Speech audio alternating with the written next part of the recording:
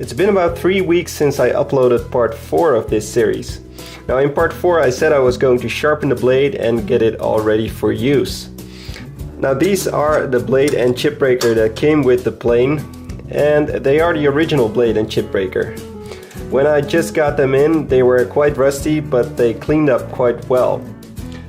However, what I didn't notice when I was cleaning them up is that the blade is actually very heavily warped. And on top of that, it's also cupped, meaning that it's actually bent in this direction. Now these original blades are quite thin. This one is a little bit under 2 millimeters thick, which is about 0.078 inches. Now I could go ahead and put a lot of work into this blade and get it all flat again, but I'd have to take away a lot of material, meaning that it would be even thinner. Instead, I decided I'm going to replace this blade and chip breaker altogether.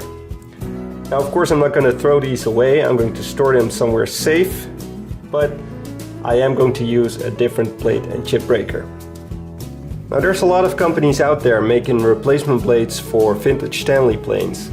For example, Clifton makes some good blades, IBC, Veritas, and a bunch of other companies. Now pretty much all of these blades are of great quality and are probably an upgrade compared to your vintage blades. There is, however, something to take into account, and that's the thickness of the blade. Now most of these modern blades are a lot thicker than the original blades, and that's a good thing, and I really like the thicker plane blades. However, we should take into account the length of the Y lever on the frog.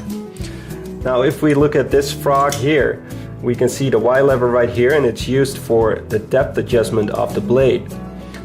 Now the Y lever slots into the chip breaker like this, and the Y lever on this type of frog only extends about 3 millimeters past the surface of the frog, meaning that if you have a blade that's around 3 millimeters thick or even thicker, it's not gonna slot into the chip breaker, and depth adjustment will be impossible.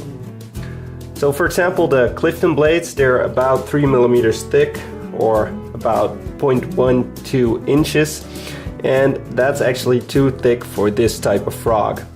For this reason, I decided to go with the Veritas blades. They are 2.5 millimeters thick, or about 0.1 inches, and that is going to work out on this type of frog.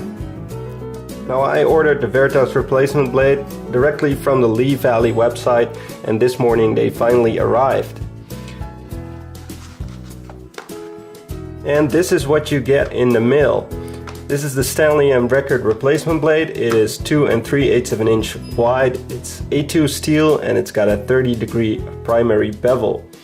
This one is intended for the number 4.5, 5.5, 6, and 7 planes. Also, you get the replacement cap iron, which is also 2 3/8 of an inch wide. Now if we open this up, we find the replacement blade right here. And the first thing you'll notice is that it is in fact a lot thicker than the original blade. Other than that, the slot right here is pretty much identical, so it's a good fit for this plane. Now I also decided to go with a new cap iron. This is also a lot thicker and of better quality than the original one. Now this is the replacement cap iron, and if we just compare it to the original one, we'll see that it looks pretty similar, only it's again a lot thicker.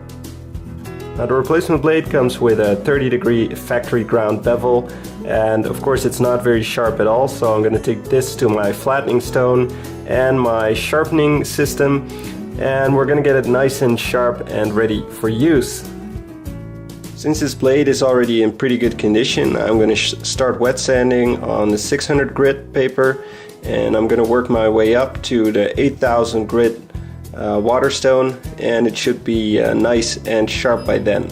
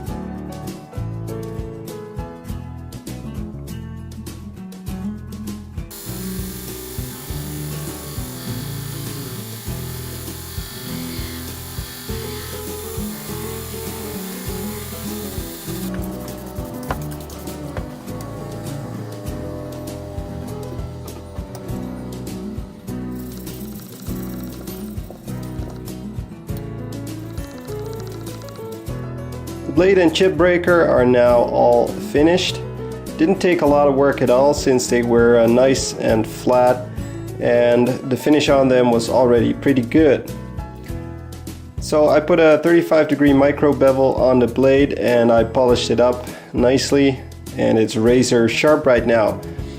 So if you want to see how it performs, check out part 6, which will be the final part in this series, where I'll be putting it all together and I'll show you how it performs. Thanks for watching.